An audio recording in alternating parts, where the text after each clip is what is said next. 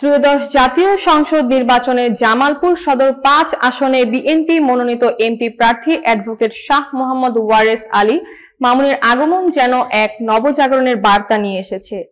জামালপুর থেকে মোহাম্মদ তানজিলুর রহমান জানান, গ্রামের মেঠোপথ থেকে শহরের ব্যস্ত মোড়, পথে পথে মানুষ ঢল ফেলেছে।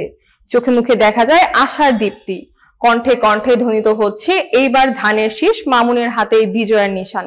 বৃদ্ধ থেকে কিশোর, নারী থেকে যুবক, সবার হৃদয়ে একটাই প্রত্যাশা, সৎ, সাহসী এবং জনবান্ধব নেতৃত্বে ফিরে আসুক উন্নয়ন, ফিরে আসুক গণতন্ত্রের সুবাতাস। জনতার মধ্যে উচ্ছ্বাস এবং শক্তি দৃশ্যমান। মামুনের হাতে আবারও ধানের শীষ দেখার মুহূর্তে অনেকের চোখে জল, বুকে গর্ব। এটি যেন হারানো অধিকার ফিরে পাওয়ার শপথ এবং এক নতুন ভোরের প্রতিশ্রুতি। জামালপুর সদর আজ একতাবদ্ধ ও দৃঢ় প্রতিজ্ঞ। এইবার ভোট হবে পরিবর্তনের, ভোট হবে মানুষের পক্ষে, ভোট হবে অ্যাডভোকেট শাহ মোহাম্মদ ওয়ারেস আলী মামুন ভাইয়ের জন্য।